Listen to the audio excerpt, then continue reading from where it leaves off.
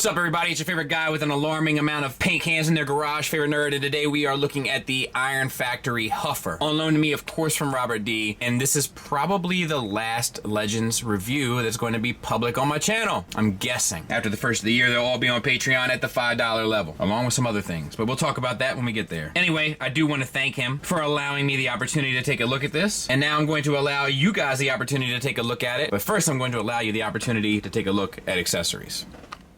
So he comes with an array of hands. We have left and right melee weapon holding hands, left and right gun holding hands, left and right outreaching hands. That's in addition to the two fist hands that you saw in the opening footage. I'm not sure why he comes with the melee hands when he doesn't have a melee weapon, but he comes with it nonetheless. Guess better to have than to have not. So he comes with a gun. It is painted silver and a decent enough sculpt. The gun can also be stored in vehicle mode by sliding it between the rear pieces there. And we'll look at the figure. We'll start with a tight head shot for Dennis, so to speak.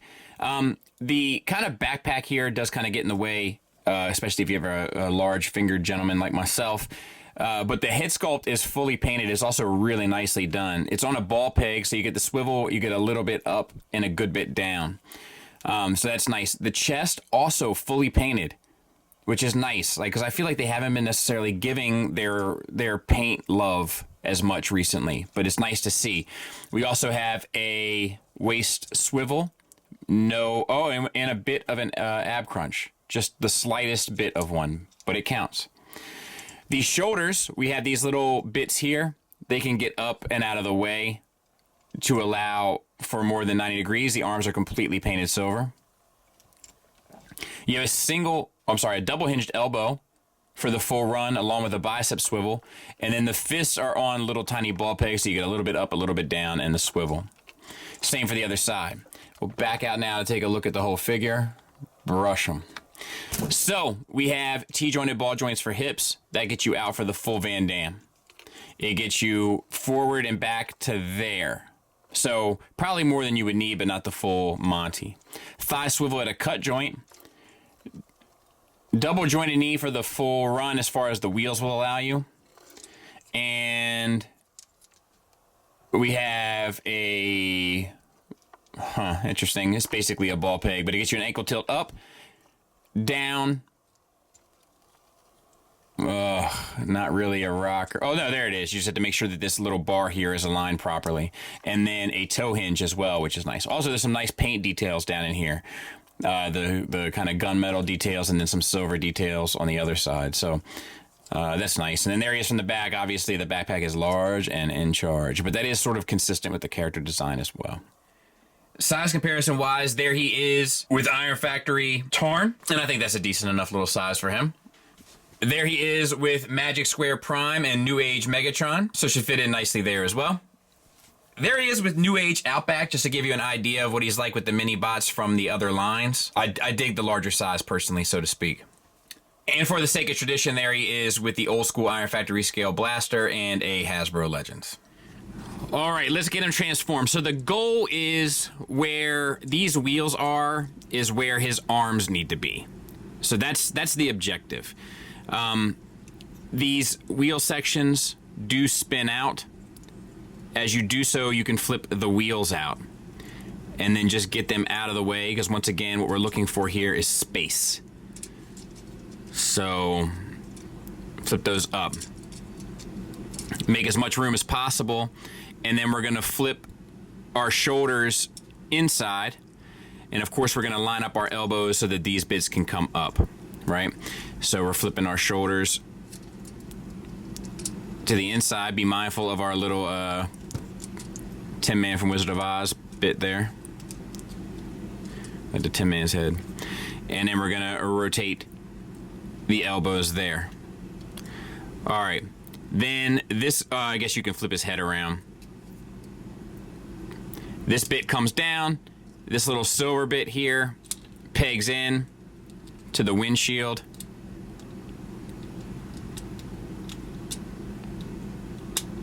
And these pieces come down, and there's a peg here on the side that you just got to find and line it up with the wheel appropriately.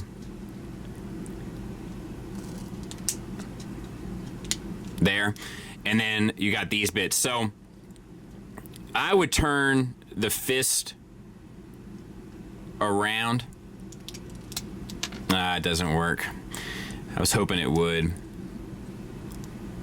You got to extend the forearm down.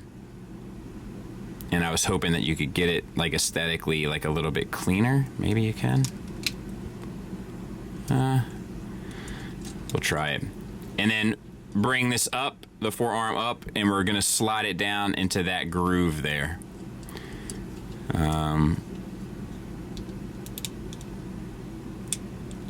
And then same for this side.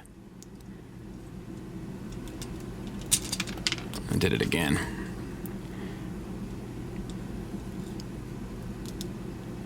And like I said, this isn't, I think you're supposed to have it the other way, but I think it will get cleaner.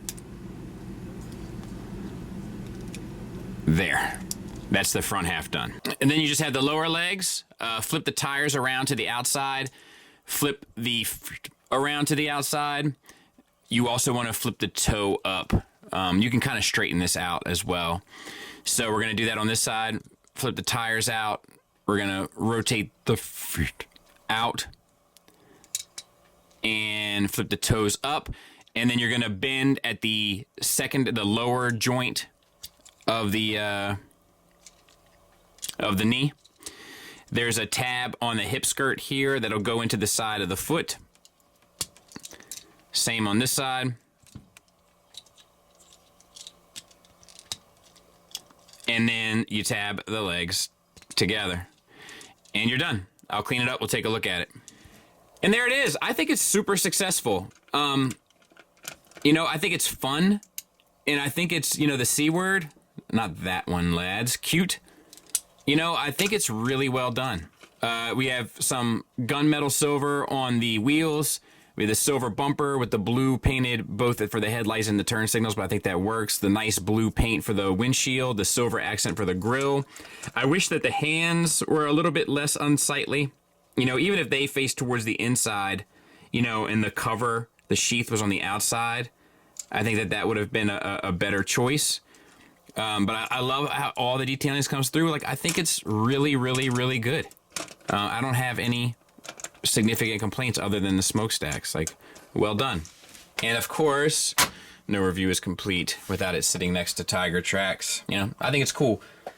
Final thoughts wise, let's start with the negatives. I do wish there was a way to get the backpack out of the way to sort of finagle the head a bit more. Once again, I have my disability working against me there. My disability being genetics and calories on my fingers. But I don't think I'm alone there either, so it would have been nice to have the option. I also would have liked to have a melee weapon to go with the melee hand. I just think it would have been nice. I know he's not known for having melee weapons, but it doesn't hurt to have them. As for the transformation, I don't really have anything, but for the alt mode, I will say that I wish that the cover down pieces for the arms were more so connected to the outside of the arm than the inside, because it is the one piece of the vehicle that seems fairly unfinished. And I would imagine it's even worse if you try to use any of the other hands. I'm not even sure if any of the other hands work, to be honest. But I think if there was something to have fold out and covered up that hand, that you would have pretty much the perfect, you know, alt mode situation going on there.